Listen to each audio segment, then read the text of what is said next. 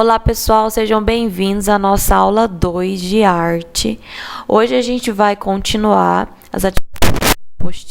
A gente vai falar hoje sobre elementos da linguagem visual. O que são os elementos da linguagem visual? Então, primeiro que a gente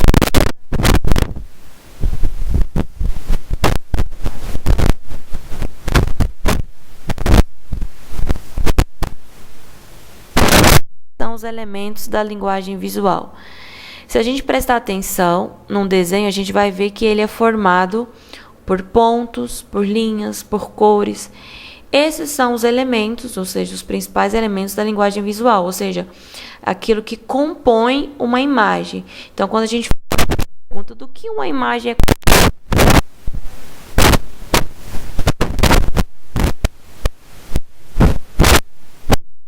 ok? E quando a gente combina esses elementos,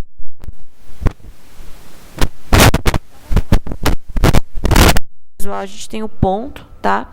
Então, o ponto, o que é o ponto, gente? O ponto é um elemento pequeno, se compararmos com o restante da imagem.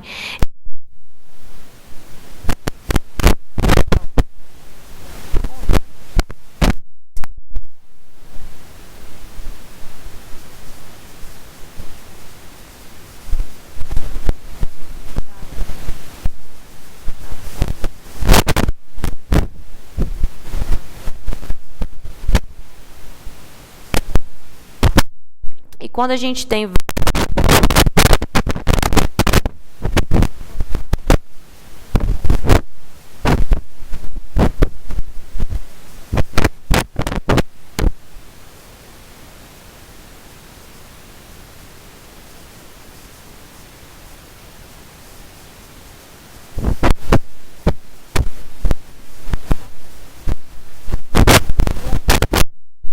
a linha ou traço com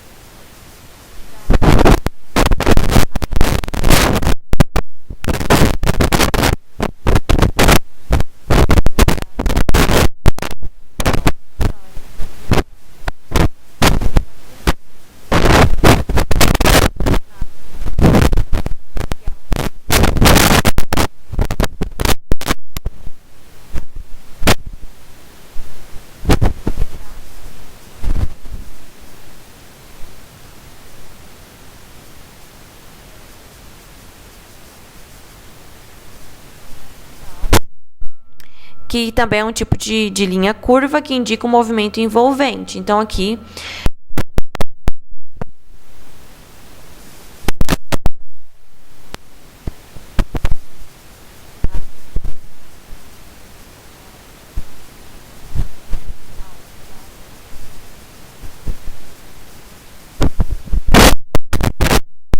é uma figura. Então, vamos lá. Quando desenhamos uma linha fechada em uma superfície, separamos um espaço do resto do papel. A figura. Então, por exemplo, se eu desenho aqui, uma linha, outra linha, outra linha, outra linha, eu fecho um espaço. Esse espaço é o que a gente chama de figura, ok? Então, em arte, gente, as figuras elas são delimitadas pelas linhas. Então, o que acontece? Essa linha pode ser quadrada, pode ser um triângulo, enfim. Seria uma superfície fechada. Essa superfície fechada a gente chama de figura. Então, ela pode ser feita com cores, pode ser feita através de texturas, de papéis recortados, tá? Tem um exemplo aqui de duas figuras. A gente tem aqui uma pintura muito famosa de Edvard Munch, tá? Que chama O Grito, que é uma figura lá do expressionismo. E a gente tem essa imagem também da Tarsila do Amaral, que é uma artista brasileira, tá? Chamada São Paulo. Vamos para mais um elemento da linguagem visual. A gente tem a textura. O que seria a textura? A textura seria o aspecto da superfície dos objetos. Então, o aspecto que a superfície dos objetos tem é o que a gente chama de textura. Por exemplo, se a gente olha uma rocha, a rocha ela é áspera, né? Então, qual que é a textura da rocha? Aspereza. O tronco de uma árvore ele é rugoso. O algodão ele já é suave, macio, tá? Quando a gente olha para um tecido, por exemplo, a gente não precisa nem tocar, mas a gente já consegue ver se ele é mais áspero, se ele é liso, tá? Então basta olhar para ele. Isso é o que a gente chama de textura. É o aspecto da superfície dos objetos, ok? Então a gente tem aí mais alguns exemplos. A gente tem aqui mais um desenho da Tarsila do Amaral e uma figura de Renoir. Como vocês podem perceber, a gente tem aí uma textura mais grossa, mais densa, tá? Então, isso é um exemplo de textura. Vamos agora para o cubismo, gente. O que seria o cubismo?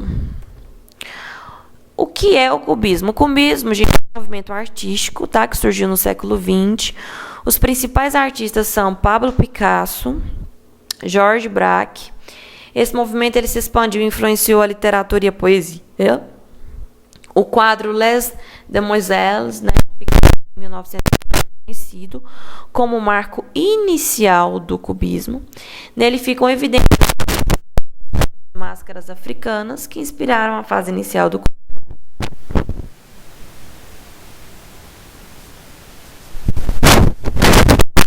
As formas da natureza por meio de figuras geométricas, tá? Então, uma das características principal do cubismo são as figuras geométricas, tá?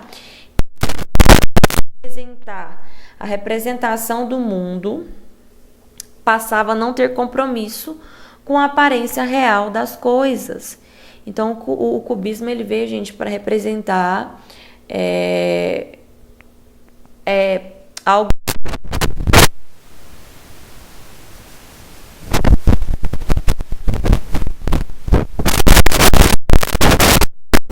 O cubismo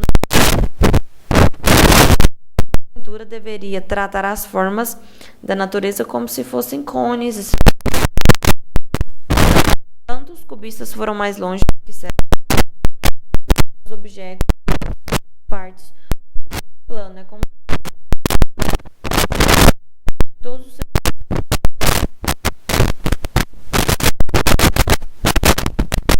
um compromisso.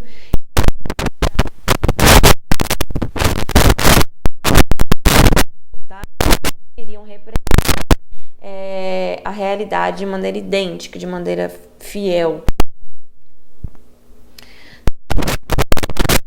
Os objetos em 3 dimensões, numa superfície plana, usando formas geométricas com predomínio de linhas retas.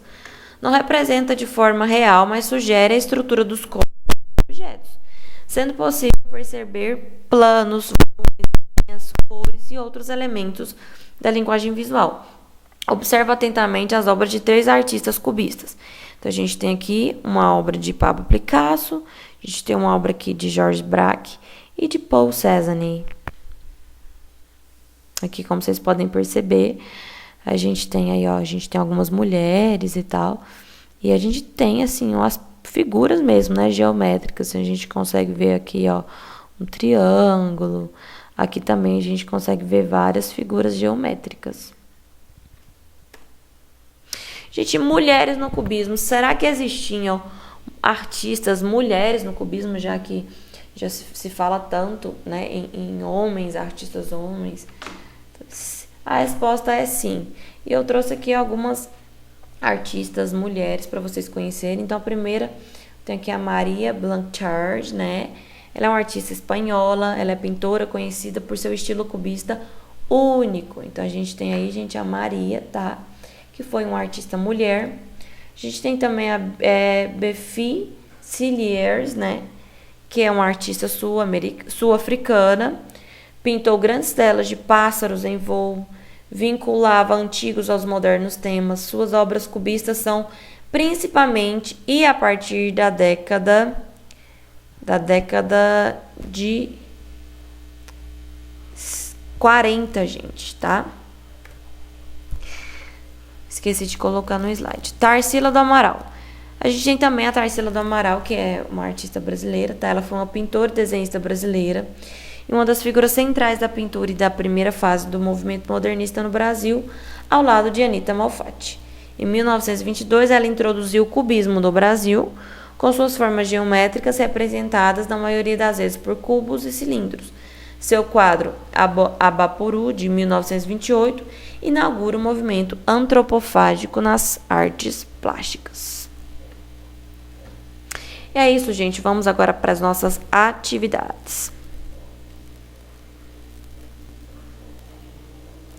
Então, vamos lá, gente. Quero que vocês abram agora a apostila de vocês.